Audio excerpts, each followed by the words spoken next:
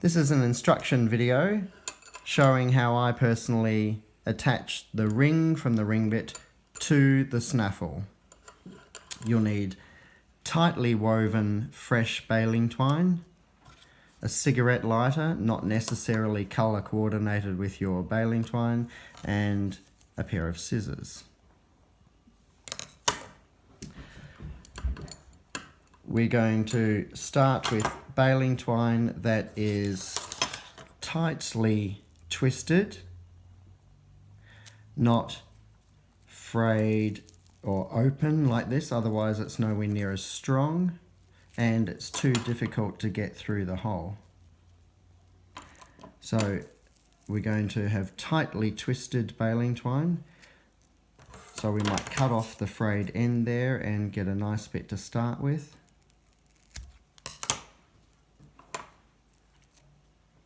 And so we're going to use the vertical hole, not the horizontal hole.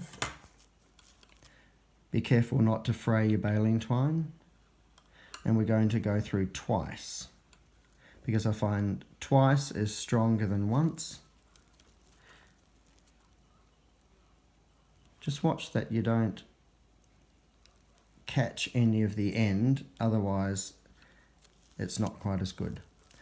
I personally like to tighten the twist of the baling twine so that it's not open like this. So I'm going to re-tighten the twist. See, there we go.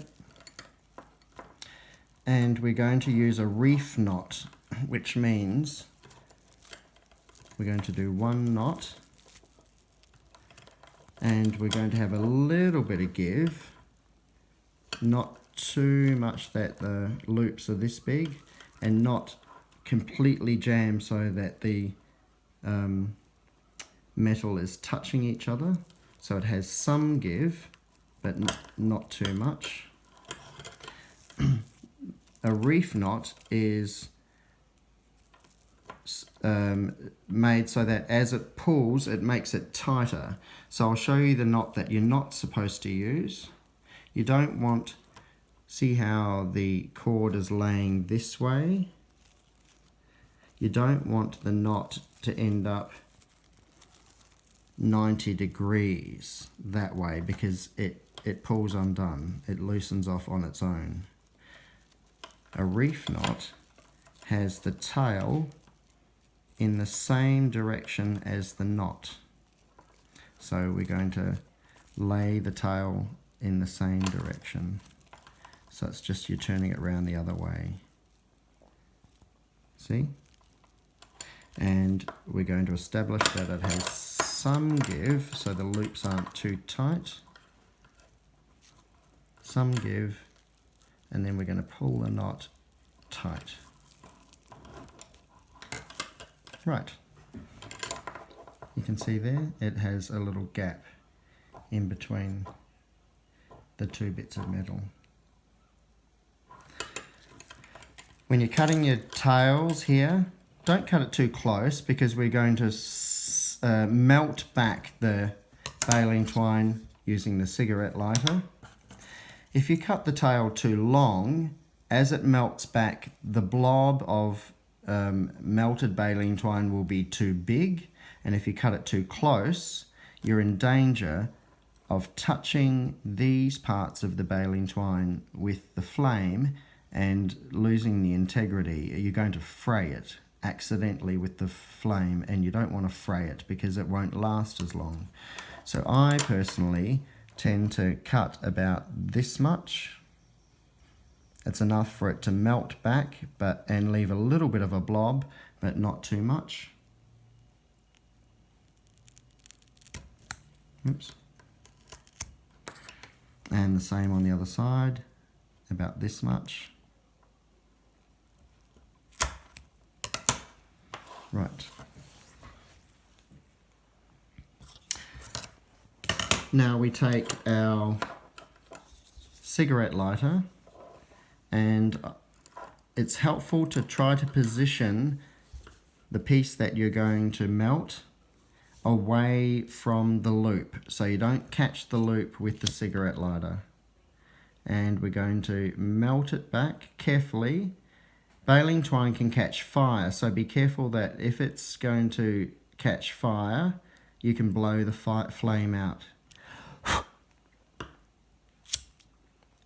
So little by little, very carefully, not touching the loop of baling twine with the flame. If you can see here, it's slightly sharp on the edge, so we want to make sure that there's no sharp edges. So we're just going to continue a little bit more. And have a look on the other side, it's nice and round. This one's good. Don't touch it when it's still hot, otherwise you'll end up with sticky strands out and you won't have a nice rounded melted edge. And the other side, once again, position the tail that it sticks away from the loop so you don't catch the loop with the flame. And we're going to melt the end back carefully.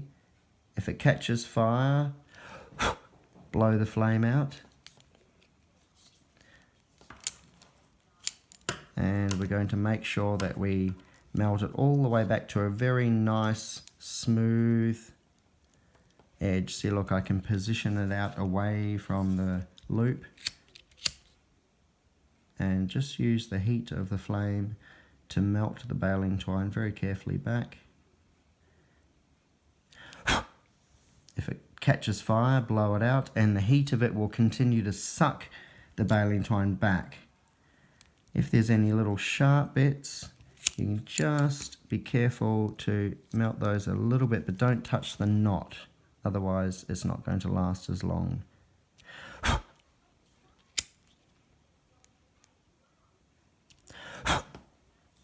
There we go. Got one little fray, which I will melt back. There we go. There we go. So don't touch it. Generally, if I had a bucket of water, I'd dunk it in that to cool it off, but you can just wait.